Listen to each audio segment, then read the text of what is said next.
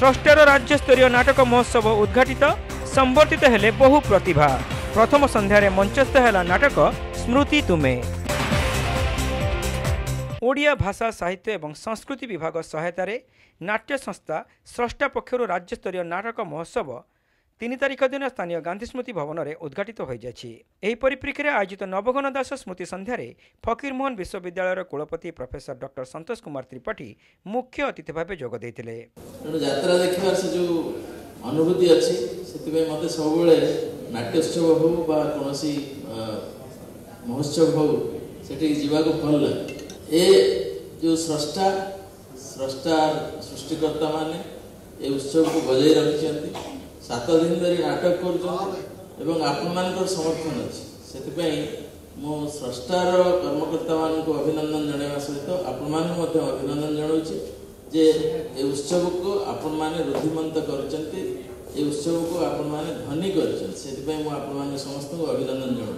विशिष्ट समाजसेवी गोपाल खंडेलवाल सम्मानित अतिथि भाव मंचासीन थे।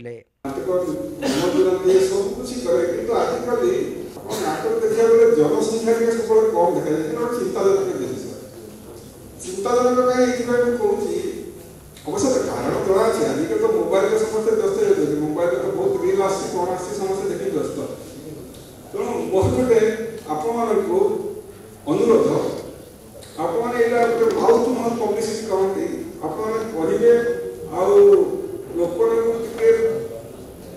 प्रोत्साहित करेंगे नाटक को देखा को आसतु आ कलाकार मान प्रोत्साहन दिखाँ ना आम नाटकटा को बंचे रखा नाटक गोटे एंटरटेनमेंट माने केवल मनोरंजन नुह नाटक हूँ गोटे माने संस्कृति को बंचे रखे द्वारा किसी संदेश पाऊँ समाज हमको धारणा दिए बर्तमान परिस्थिति ज्ञान दिए तो आम नाटक एंटरटेनमेंट भाग हो।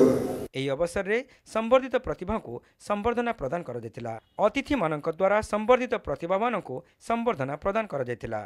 ଏହାପରେ ସ୍ରଷ୍ଟାର ନାଟକ ସ୍ମୃତି ତୁମେ ମଞ୍ଚସ୍ଥ ହୋଇଥିଲା। ସ୍ମୃତି ମଣିଷ ସହ ଅଙ୍ଗାଙ୍ଗୀ ଭାବେ ଜଡ଼ିତ। ଏହା କାହାକୁ କେତେବେଳେ ହସାଏ ତ କାହାକୁ କନ୍ଦାଇଥାଏ ଆଉ କାହାକୁ ସାନ୍ତ୍ୱନା ମଧ୍ୟ ଦିଏ। ହେଲେ ଉଦ୍ଘାଟନୀ ଉତ୍ସବର ପ୍ରଥମ ନାଟକ ସ୍ମୃତି ତୁମେରେ ସ୍ମୃତିର ସଂଜ୍ଞା କ'ଣ ତାହା ନାଟକରେ ପରିଲକ୍ଷିତ ହୋଇଥିଲା। ଏହି ନାଟକକୁ शिशिर प्रमाणिक रचना करथिबा बेले संग्राम केशरी महांती एवं मनोरंजन दास निर्देशना देइछंती। नंदकिशोर दास संगीत निर्देशना देइथिबा बेले सहयोग करथिले अजितानंद देवगोस्वामी। नाटकरे अभिनय करथिले रतिकांत मल्लिक, प्रसन्न कुमार दास, अजित कुमार पंडा, दिवाकर महांती, सरोज कुमार राउत, सामराई कर, पुष्पिता महापात्र, जियांसी पाढ़ी, श्रेयांसी मल्लिक अभिनय करथिले।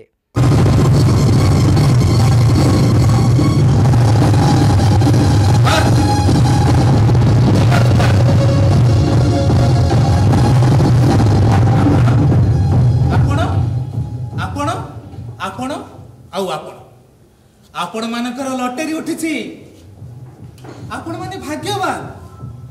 आसंतु आसंतु ए मंच पर आ कहंतु निज निजर कहानी खाली चलंतु ना।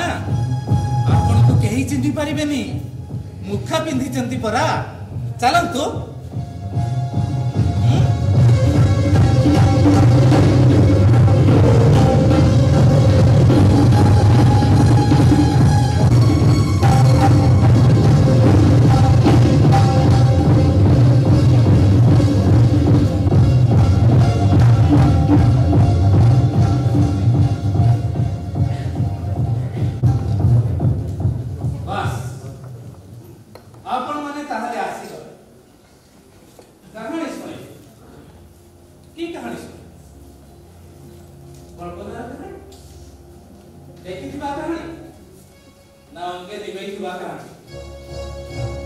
ठीक अच्छी कहानी सुनवा आगु मुखा खुली निज निजर परिचय दियो। ये कि आपण कहथिले हमर परिचय गोपन होतबा एटा ठके एटा पागल एटा पिछो बहाना ठकाबाज।